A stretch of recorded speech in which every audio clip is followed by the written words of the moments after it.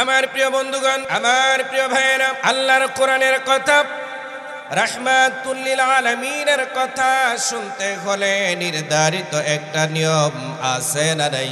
কথাটা ব্যক্তি রুহুল আমিন নাইমের নয়। আল্লাহর কোরআন জানায়, ওয়া ইযা কুরিআল কুরআনু ফাসতামিউ লাহু ওয়া আনসিতু লাআল্লাকুম তুরহামুন।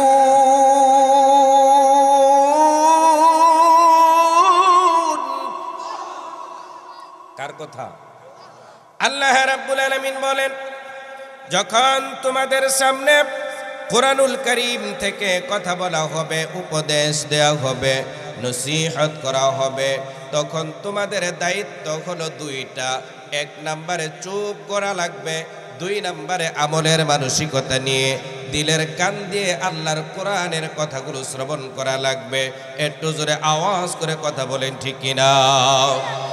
এই দুই শর্ত মেনে যদি আপনি আল্লাহ পাকের কোরআনে হাকিমের কথাগুলো শুনতে পারেন, আল্লাহ তাআলা বলেন লাআল্লাকুম তুরহামুন, আল্লাহ পাক তার রহমত আপনাদের সকলের উপর বর্ষণ করে দিবেন। আমরা কি আল্লাহ পাকের রহমত পেতে চাই? সবাই চাই।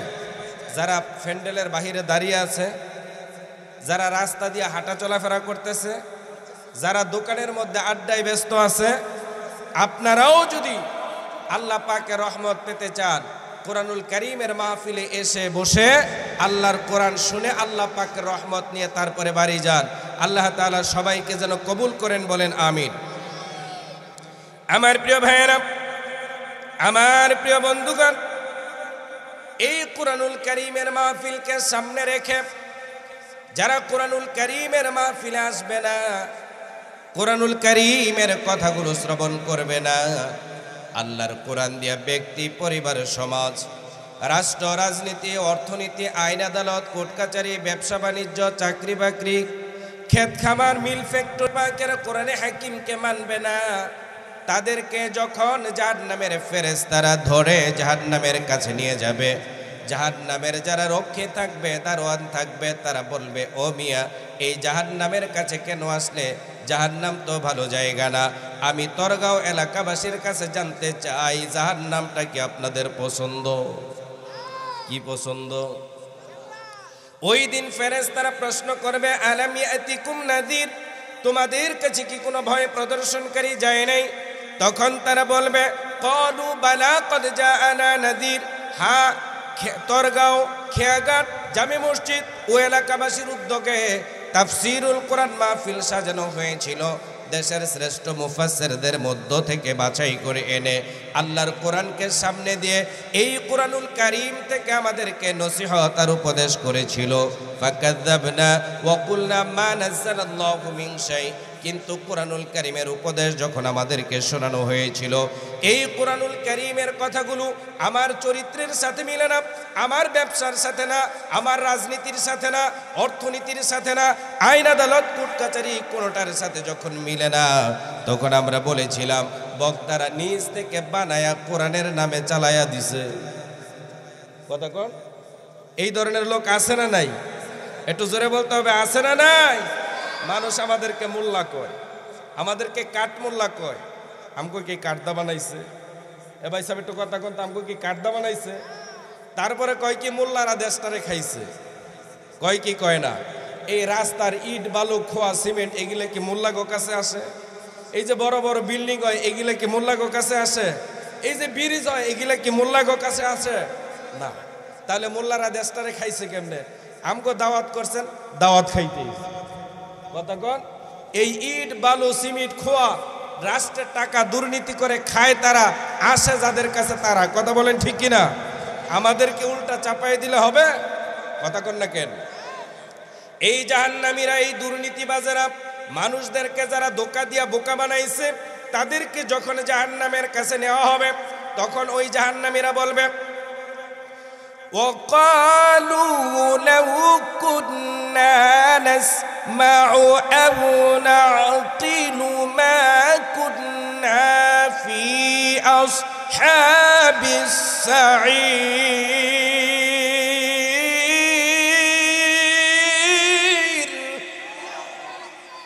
তখন ওই জাহান্নামীরা বলবে, আরে আমরা যদি তরগাঁও খেয়াঘাট জামে মসজিদ ও এলাকাবাসীর উদ্যোগে আয়োজিত বাৎসরিক তাফসিরুল কোরআন মাহফিলে বসে আল্লাহর কোরআনটা দিলের কান দিয়ে আমলের মানসিকতা নিয়ে যদি শুনতাম, এই কোরআন দিয়ে যদি আমার ব্যক্তি, আমার পরিবার, আমার সমাজ, আমার রাষ্ট্র, আমার রাজনীতি, আমার অর্থনীতি, আমার আইন আদালত, আমার কোর্ট কাচারি, আমার ব্যবসা বাণিজ্য, চাকরি বাকরি, ক্ষেত খামার, মিল ফ্যাক্টরি, সব কিছু যদি আমি আল্লাহ পাকের এই কোরআন দিয়ে সাজাতে পারতাম, তাহলে আজকে জাহান্নামের এই কঠিনতম শাস্তির সম্মুখীন হওয়া লাগতো না, বেঁচে যেতে পারতাম।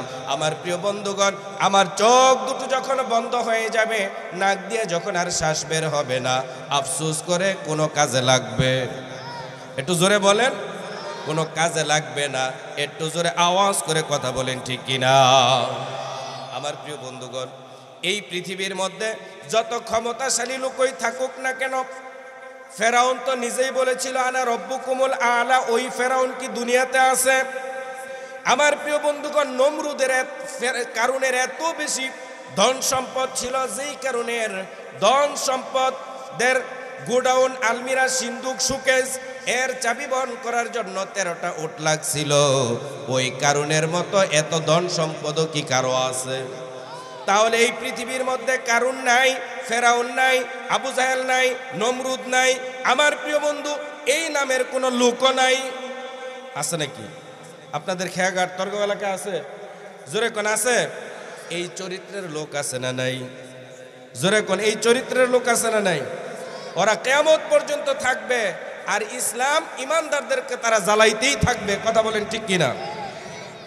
পৃথিবীতে কেউ স্থায়ী হয় না, হোক না সে ফেরাউন কি বানাম রুদ। কেউ ভবে চিরকাল রয় না, কেউ ভবে চিরকাল রয় না। চলে যায় সব ছেড়ে যেতে হয়, মৃত্যু মানে না কোনো পরিচয়, ঠিক কিনা? চলে যায় সব ছেড়ে যেতে হয়, মৃত্যু মানে না কোনো পরিচয়। সব রাজা মহারাজা আর মহাবীর, সব রাজা মহারাজা আর মহাবীর, কাউকে সে অবকাশ দেয় না। পৃথিবীতে কেউ স্থায়ী হয় না, হোক না সে ফেরাউন কি বানাম রুদ। কেউ ভবে চিরকাল রয় না, কেউ ভবে চিরকাল রয় না। বলেন মারহাবা, আরো জোরে। আমার প্রিয় ভাইয়েরা, এই যে কোরআনুল কারীম দেখছেন, এই কোরআনুল কারীম সম্পর্কে আল্লাহ তাআলা বলেন, আল্লাযী উনজিলা ফীহিল কুরআন হুদাল লিন-নাস ওয়া বায়িনাতিন মিনাল হুদা ওয়াল ফুরকান। আল্লাহ তাআলা বলেন, এই হলো সেই কোরআন যা আল্লাহ তাআলা পবিত্র রমজান মাসে অবতীর্ণ করেছিলেন, যাতে করে মানুষের জন্য পথ নির্দেশিকা হিসাবে আল্লাহ তাআলা দিয়েছেন। একটু জোরে আওয়াজ করে কথা বলেন, ঠিক কিনা? আমার প্রিয় ভাইয়েরা, এই কোরআনুল কারীম সম্পর্কে আল্লাহ তাআলা বলেন, তাবারাকাল্লাযী নাযালাল ফুরকানা আলা আবদিহি লিয়াকুনা লিল আলামিনা নাযীরা।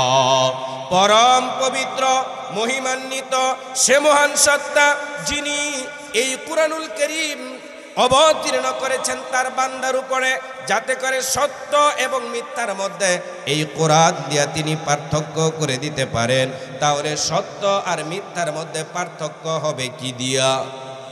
জোরে বলেন, কিন দিয়া? আল্লাহ তাআলা অন্যত্র বলেন, হুয়াল্লাযী আরসালা রাসূলাহু বিল হুদা ওয়া দীনিল হক ليظهره على الدين كله ولو كره الكافرون।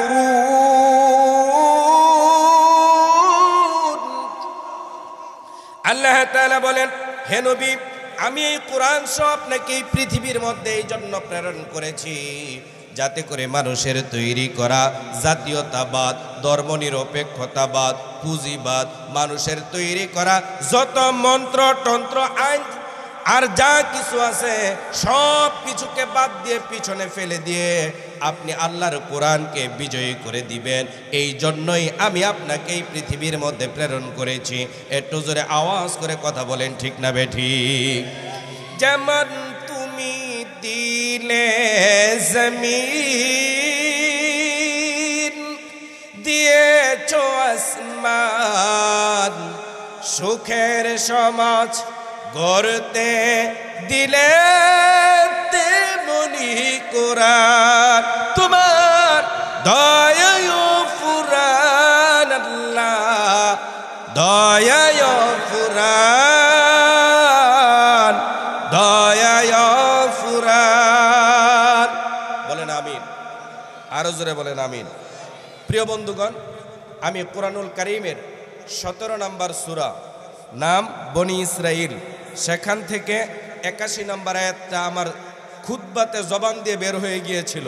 ওই আয়াতটাকে সামনে নিয়েই কিছু কথা বলতে চাই, যদি আপনাদের শোনার মতো আগ্রহ পাই। আছে নাকি ভাই?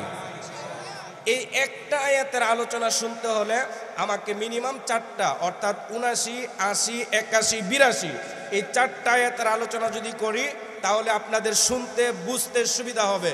এখন শুনবেন না ভাগবেন? কেডা কেডা থাকবেন একটু হাত তুলে আল্লাহকে দেখাই দেন। লিল্লাহে তাকবীর।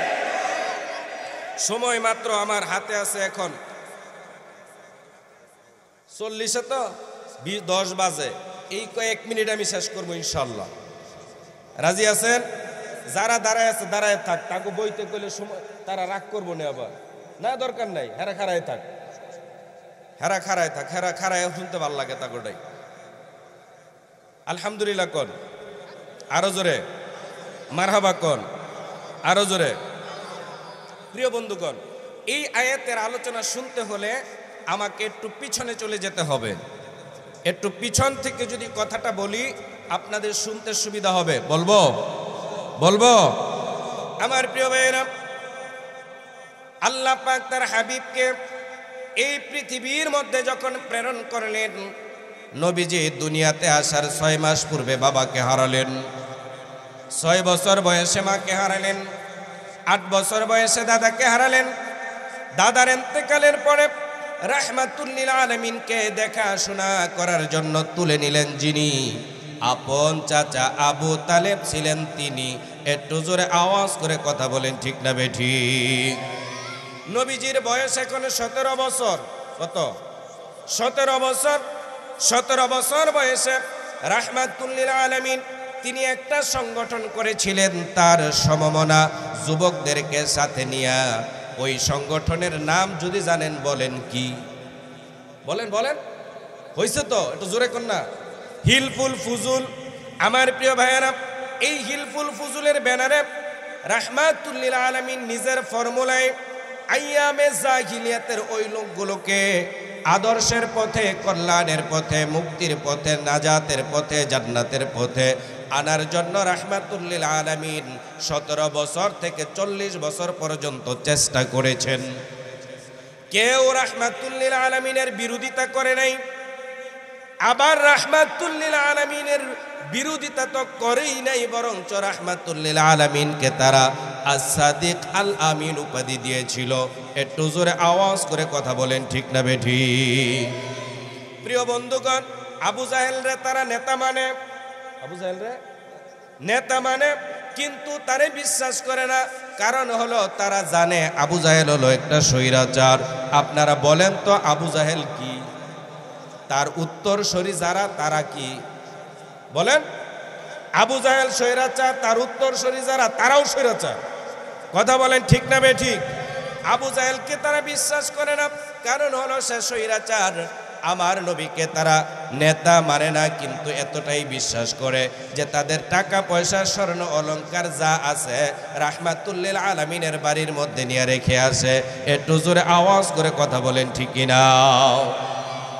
প্রিয় বন্ধুগণ, নবীজি চিন্তা করে না, হারে এই জাতির এই আইয়ামে জাহিলিয়াতের এই লোকগুলোকে মুক্তির পথে, কল্যাণের পথে, তাদেরকে আদর্শের পথে, জান্নাতের পথে, নাজাতের পথে আনার জন্য প্রাণান্তকর চেষ্টা করলাম। তাদের পিঠে হাত দিলাম, মাথায় দিলাম, এত করে বুঝালাম, কিন্তু তারা আমার দাওয়াতকে গ্রহণ করে না, কিন্তু আমারে বিশ্বাস করে, তাদের টাকা পয়সা আমার কাছে জমা রেখে যায়। তাহলে আমার কথাগুলো তারা মানে না কেন? আমার দলে আসে না কেন? কারণটা কি? কি এরকম হয়েছে যারা তারা কেন আসে না? রাহমাতুল্লিল আলামিন চিন্তা করতে লাগলেন, তাহলে কি আমার দাওয়াতি ফর্মুলার মধ্যে কোনো সমস্যা আছে কিনা, ফর্মুলা পরিবর্তন করা লাগবে কিনা, কৌশল পরিবর্তন করা লাগবে কিনা। নবীজি এই চিন্তা করতে লাগলেন। যখন করতে করতে নবীজি চলে গেলেন হেরা গুহায়।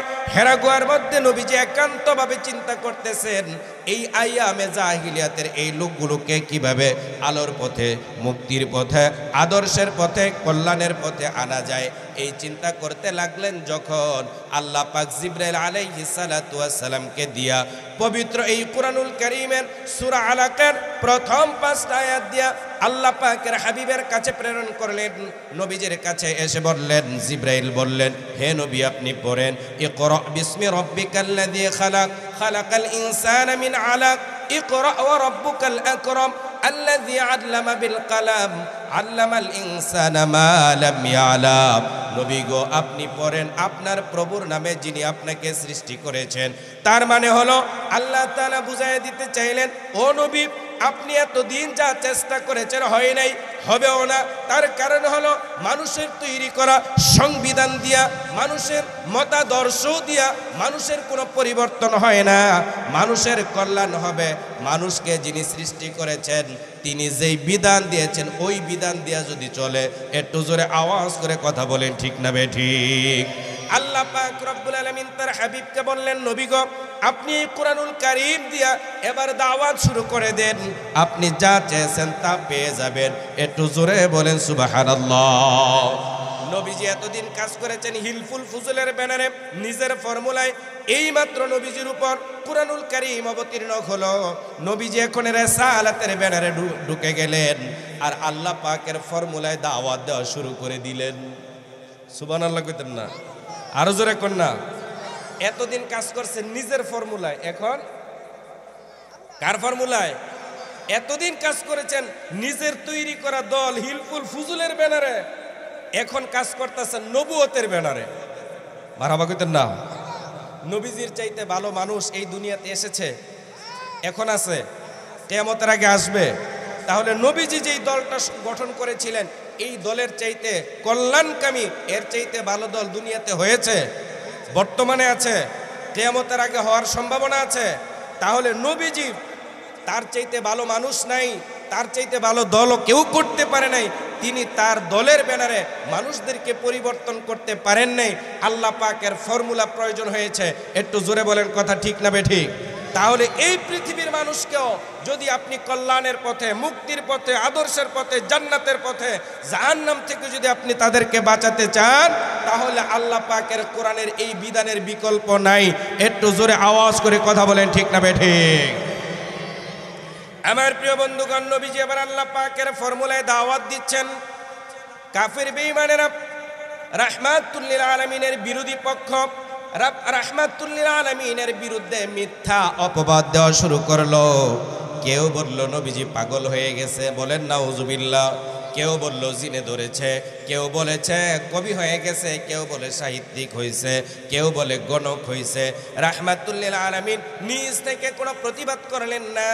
আমার রব্বুল আলামিন তিনি বসে থাকলেন না, আল্লাহ পাক রব্বুল আলামিন নিজেই প্রতিবাদ করে জানাই দিলেন, ওয়া মা ইয়ানতিকু আনিল হাওয়া ইন হুয়া ইল্লা ওয়াহয়ুন ইউহা।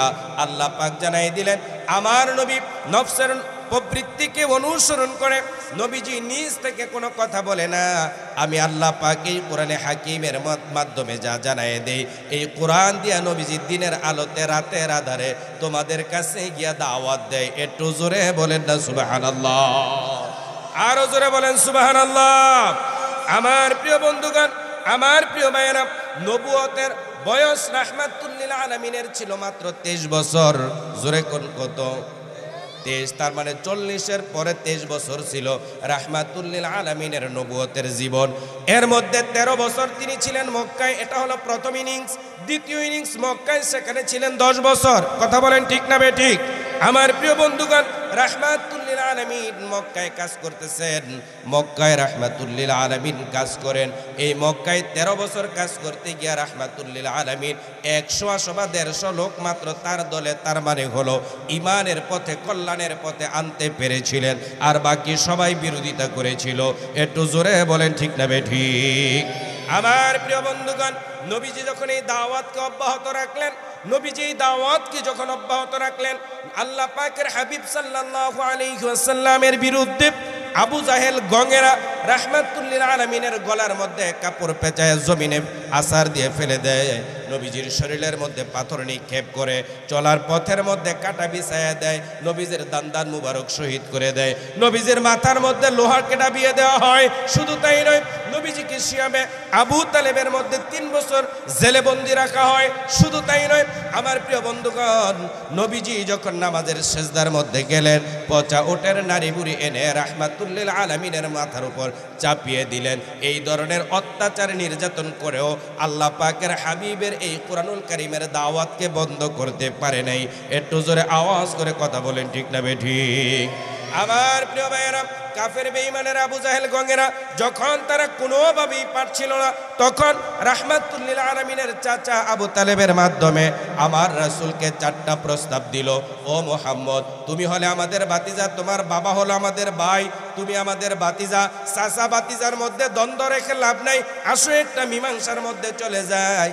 আপনাদের এলাকায় তো চাচা ভাতিজার মধ্যে দ্বন্দ্ব নাই। কথা কন?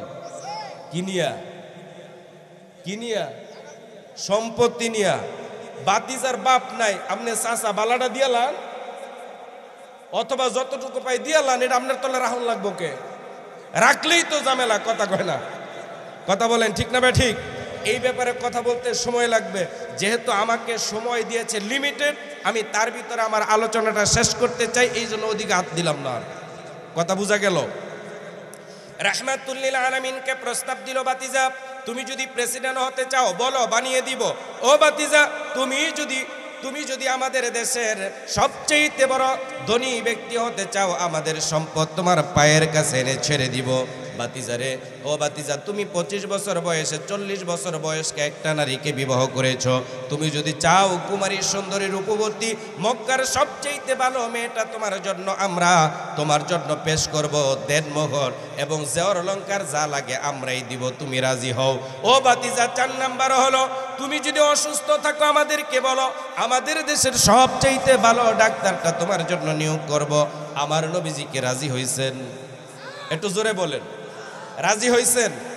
এখন আমার প্রিয় বন্ধুগণ, নবীজি রাজি হয় নাই, বললেন, নবীজি প্রত্যাখ্যান করলেন, ডিনাই করলেন। নবীজি বললেন, চাচা এগুলো তো তাদের দ্বারা দেওয়া সম্ভব। আকাশের চন্দ্র যদি আমার হাতে দেয় আর সূর্যকেও যদি আমার 2 হাতে 2টি তুলে দেয়, তাদের প্রস্তাবকে মেনে নেওয়া সম্ভব নয়। একটু জোরে আওয়াজ করে কথা বলেন ঠিক না বেঠিক? আমার প্রিয় বন্ধুগণ, এবার একটু ভালো করে বুঝেন, রাহমাতুল লিল আলামিন তিনি যদি চিন্তা করতেন যে হ্যাঁ আমি প্রেসিডেন্ট হতে পারতেন কি না? পারতেন। তাহলে রাহমাতুল লিল আলামিন প্রেসিডেন্ট, আবু জাহেল প্রধানমন্ত্রী, উতবা স্বরাষ্ট্রমন্ত্রী, সায়েবা পররাষ্ট্রমন্ত্রী। কথা বোঝা গেল? তাহলে রাহমাতুল লিল আলামিন তিনি প্রেসিডেন্ট, আবু জাহেল গঙ্গেরা তারা পুরা মন্ত্রী পরিষদ গঠন করলো। ওই মন্ত্রী পরিষদ দিয়া রাহমাতুল লিল আলামিন প্রেসিডেন্ট হইয়া তিনি কি এই কোরআনের রাজ তখন কায়েম করতে পারতেন? জোরে বলেন, পারতেন? এই জন্য রাহমাতুল লিল আলামিন প্রত্যাখ্যান করলেন, ডিনাই করলেন। রাহমাতুল লিল আলামিন তিনি আদর্শ, যোগ্য, এরকম ভাবে রাহমাতুল লিল আলামিন তিনি কর্মী বাহিনী তৈরি করার জন্য তিনি ব্যস্ত হয়ে গেলেন। একটু জোরে বলেন না সুবহানাল্লাহ। বন্ধুগণ, রাহমাতুল লিল আলামিনের বয়স হলো এখন 52 বছর। রাহমাতুল লিল আলামিনকে 8 বছর বয়সে যেই চাচা তুলে নিলেন, 44 বছর পরে আজকে সেই চাচা আবু তালেব তিনি ইন্তেকাল করলেন। চাচা ইন্তেকালের পরে রাহমাতুল লিল আলামিনের 27 বছরের জীবন সঙ্গিনী মা খাদিজাতুল কুবরা রাদিয়াল্লাহু তাআলা আনহা তিনিও ইন্তেকাল করলেন। যেই 2টা লোক রাহমাতুল লিল আলামিনকে পিছনে থেকে শেল্টার দিয়েছেন, পাহারা দিয়েছেন, অর্থনৈতিকভাবে সাপোর্ট দিয়েছেন। এই দুইটা লোক দুনিয়ার মধ্যে আজকে নাই। রাহমাতুল লিল আলামিন চিন্তায় পড়ে গেলেন। তিনি যেন মনে করেন রাহমাতুল লিল আলামিন তিনি চিন্তায় পড়ে গেলেন যখন আল্লাহ পাক চিন্তা করলেন আমি ফেরেশতার মাধ্যমে না, আমি আমার নবীকে, আমার দোস্তকে, আমার বন্ধুকে আমি নিজেই সান্ত্বনা দিব। তাই তো রাহমাতুল লিল আলামিনের নবুয়তের এক যুগ যখন পার হয়ে গেল, আল্লাহ তাআলা রজব মাসের 27 তারিখ রজনীতে আল্লাহ পাক তার হাবিবকে মেরাজ করালেন। একটু জোরে বলেন না সুবহানাল্লাহ, আরো জোরে বলেন সুবহানাল্লাহ। আমার প্রিয় বন্ধুগণ, নবীজি মেরাজ থেকে আসার সময় আল্লাহ পাক তাকে 5 ওয়াক্ত নামাজ দিলেন, সবার জন্য ফরজ। যেহেতু তিনি নবী, এই জন্য আল্লাহ তাআলা তাকে একটু বেশি দিলেন। সেটা কি? এবার হলো আমার মূল আলোচনা। কুরআনুল কারীম আল্লাহ তাআলা বলেন, ওয়া মিনাল লাইলি ফাতাহাজ্জাত বিহি নাফিলাতাল লাক আসা আইয়াবাসাকা রাব্বুকা মাকামাম মাহমুদা। ও নবী, যেহেতু আপনি নবী, এই জন্য শুধু 5 ওয়াক্ত না, আপনি রাত্রিকালীন তাহাজ্জুদের নামাজ আপনি পড়েন। একটু জোরে বলেন না সুবহানাল্লাহ। আমার প্রিয় ভাইয়ের, আমার সামনে যারা আছেন, কথা যারা শুনছেন, আপনি বিপদে পড়েছেন, কারো কাছে যদি বলেন যাতা দাঁড়ো নোয়াইব, কথা কন না, আপনার দুর্বলের মধ্যে আঘাত করব, এই জন্য কারো কাছে বলা দরকার নেই। নিশি রাত্রিতে আপনি তাহাজ্জুদের নামাজ পড়েন, দুটি হাত আল্লাহর দরবারে ছেড়ে দেন। আপনি রোগাগ্রস্ত, আপনি অসুস্থ, আমার প্রিয় বন্ধুগণ আপনি অসুস্থ, হাজারো লক্ষ টাকা আপনি খরচ করেছেন, ভালো হয় না, ও বন্ধু আপনি তাহাজ্জুদের নামাজ পড়েন, আল্লাহর কাছে দুটি হাত তুলে দেন। ঋণগ্রস্ত, তাহাজ্জুদ পড়েন, আল্লাহর কাছে দুটি হাত তুলে দেন। আল্লাহ তাআলা আপনাকে যা দরকার তা দিয়ে দিবেন। একটু জোরে বলেন না সুবহানাল্লাহ। তাহলে নবীকে বললেন, নবী গো আপনি তাহাজ্জুদের নামাজ পড়েন। নবীজি তাহাজ্জুদের নামাজ পড়লেন, আল্লাহ পাকের কাছে তাহাজ্জুদের নামাজ পড়ে 3টা দোয়া করেছেন। একটু জোরে বলেন কয়টা? 1 নাম্বার, আল্লাহ পাকের হাবিব দোয়া করলেন, ওকুর রব্বি আদখিলনি মুদখালা সিদকি ওয়া আখরিজনি মুখরাজা সিদকি ওয়াজআলনি মিন লাদুনকা সুলতানান নাসীরা। আয় আল্লাহ তাআলা, আপনি আমাকে, আল্লাহ পাকের হাবিব দোয়া করলেন, আল্লাহ তাআলা আপনি আমাকে নিরাপদে বের করে নেন, আপনি আমাকে নিরাপদে কোরআনের দাওয়াত দেওয়ার একটা পরিবেশ তৈরি করে দেন, জায়গা দিয়ে দেন। 3 নম্বরে, আল্লাহ তাআলা আপনি আমাকে এই কোরআনুল কারীমের নির্বাহী ক্ষমতা চালু করার মতো একটা ব্যবস্থা করে দেন। একটু জোরে বলেন না সুবহানাল্লাহ। আমার প্রিয় ভাইয়েরা, আল্লাহ পাকের হাবিবকে এরকম ভাবে নবীজি সারা দিন রিসালাতের দায়িত্ব পালন করে রাত্রিবেলা ঘরের মধ্যে এসে ঘুমাইছেন। যখন আবু জাহেল গঙ্গেরা তরবারি নিয়ে রাহমাতুল লিল আলামিনের ঘরের চতুর্পাশে ঘেরাও দিল, তখন কি করছে? তখন কি হেলিকপ্টার ছিল যে রাসূল ঘরের তো উঠবো আর পালাইব? ছিল নাকি? কথা কি বোঝা যায়? আমার প্রিয় বন্ধুগণ, আমার প্রিয় ভাইয়েরা, রাহমাতুল লিল আলামিনকে রাত্রিবেলা হত্যার পরিকল্পনা করা হলো। বয়স্ক একজন মানুষ, তিনি বলতেছে, রে রাত্রিবেলা মারবি বাতিজারে, মানুষ যদি শুনে দিন হলে তাহলে তোদেরকে কাপুরুষ বলবো। কি কইব? রাত্রে মারলে কি কইব? কাপুরুষ। কয়ে থামছে। কয় সকালবেলা যা হয় করব। সূর্য উঠে গেছে, হাতের মধ্যে তরবারি, সূর্যের আলোতে তরবারিগুলো চিকচিক করতেছিল।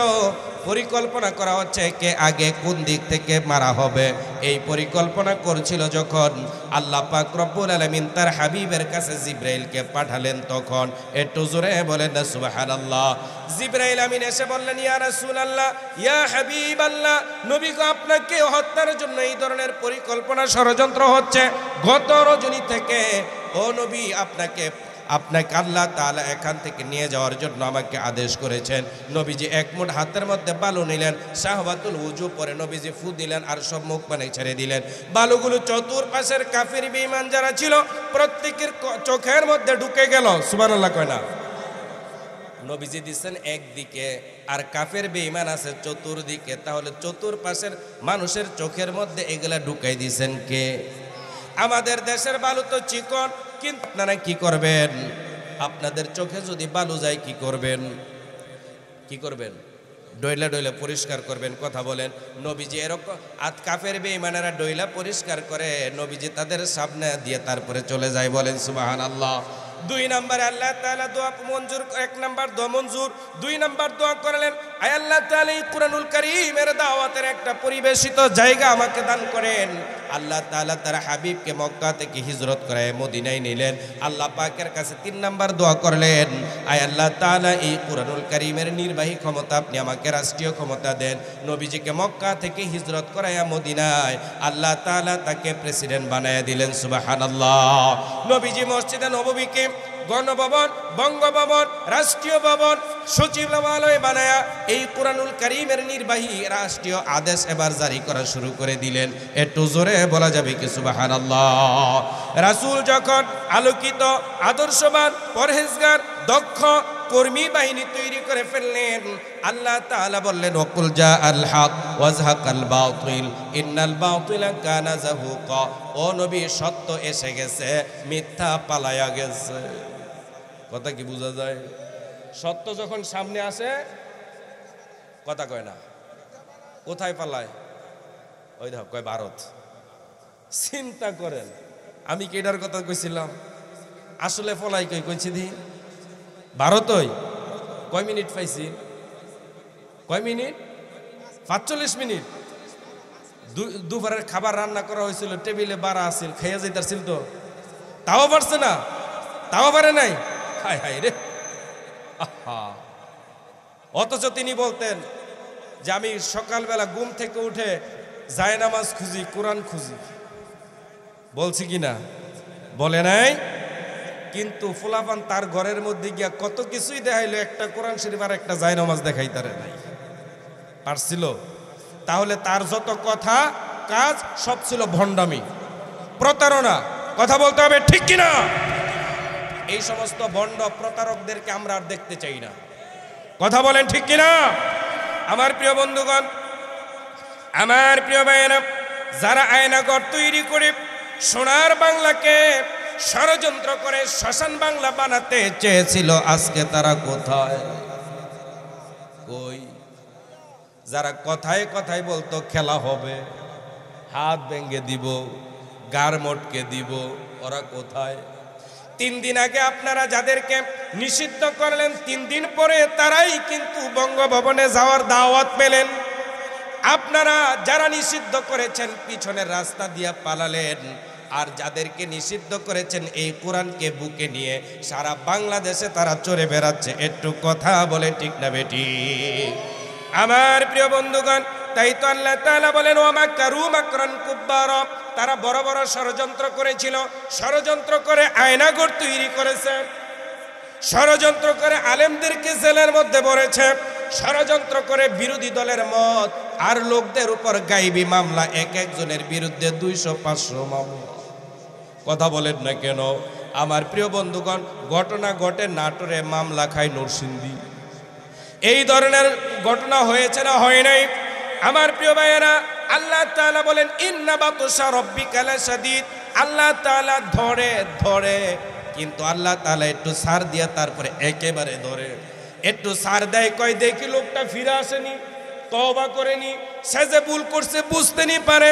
2014 সালে তারা মানুষদেরকে ধোঁকা দিয়া বোকা বানায় ক্ষমতায় গেল।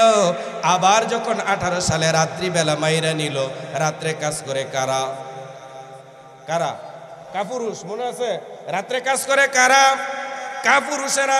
2018 সালে রাত্রে মাইরা নিছে, 2024 সালে একই কায়দায় যখন আবার কাজ করলো, আমার প্রিয় বন্ধুগণ, আল্লাহ তাআলা গেটটিটার মধ্যে ধরলো। আল্লাহ তাআলা বলেন, আল্লাহ রাব্বুল আলামিন বলেন, ইন্না বাতশা রাব্বিকা লাশাদীদ। আল্লাহ পাকের ধরা বড়ই মজবুত ধরা, বড়ই কঠিন ধরা। কথা বলেন ঠিক কিনা?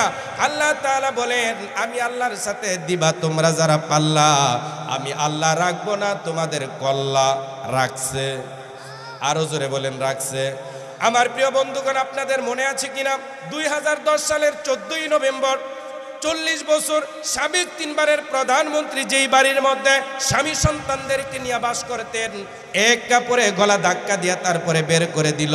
তুমি বার করছো বাড়িতে, তোমারে বার করছে আল্লাহ তাআলা। কথা কয় না? তুমি বার করছো বাড়িতে, তোমারে বার করছে কার কাজ?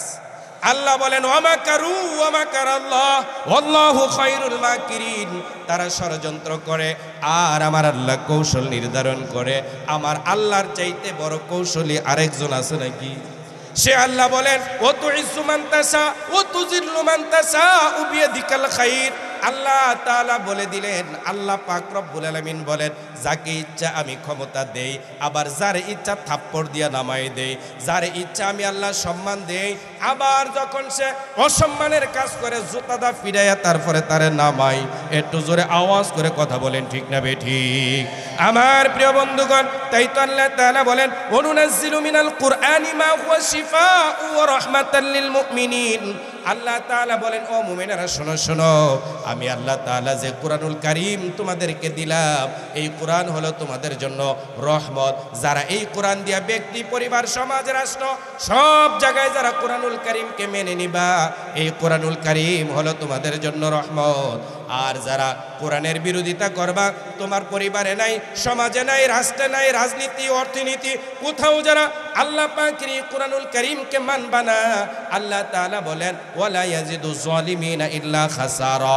এই কোরআন হলো তার জন্য মহা বিপদ। একটু জোরে বলেন ঠিক না বেঠিক? যারা এই কোরআনকে মেনে নিবে, এই কোরআন তাকে সুপারিশ করে আল্লাহর জান্নাতে পৌঁছায় দিবে। আর যারা এই কোরআনুল কারীমকে মানবে না, আল্লাহ পাক রব্বুল আলামিনের এই কোরআন তার বিরুদ্ধে আল্লাহ পাকের দরবারে মামলা দায়ের করবে। একটু জোরে বলেন ঠিক না বেঠিক? এই জন্য বলেন কোরআন আছে যেখানে,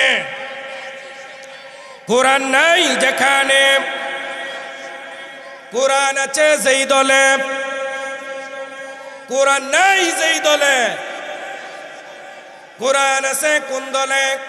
ইন্নাদ-দীনা ইনদাল্লাহিল ইসলাম। ইসলাম আছে যেখানে কোরআন আছে। আমার প্রিয় বন্ধুগণ, তাই তো আল্লাহ বলেন উদখুলু ফিস সিলমি কাফা, তোমরা পরিপূর্ণভাবে ইসলামে প্রবেশ করো।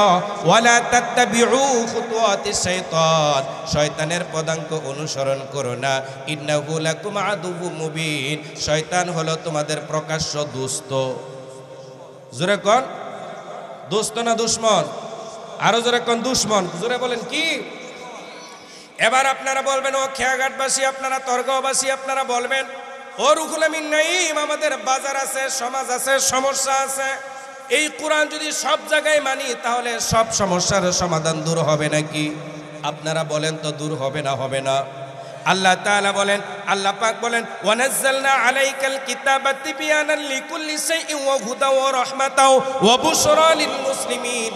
আল্লাহ তাআলা বলেন তিবয়ানান লিকুল্লি শাই, সব সমস্যার সমাধান।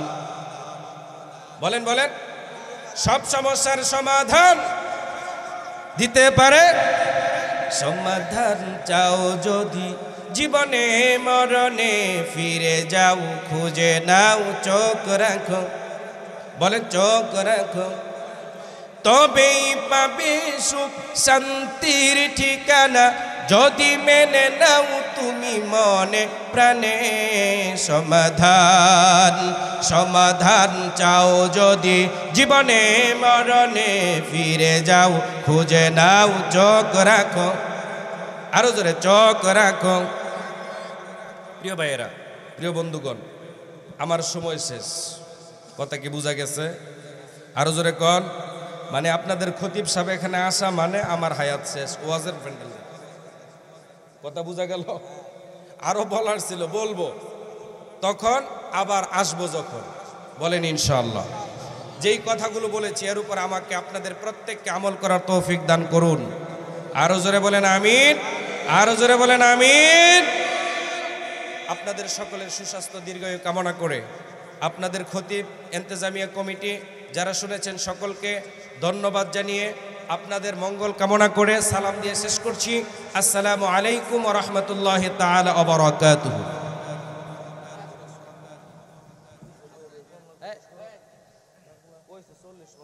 না না, ঠিক আছে, ঠিক আছে, ঠিক আছে, অসুবিধা নেই।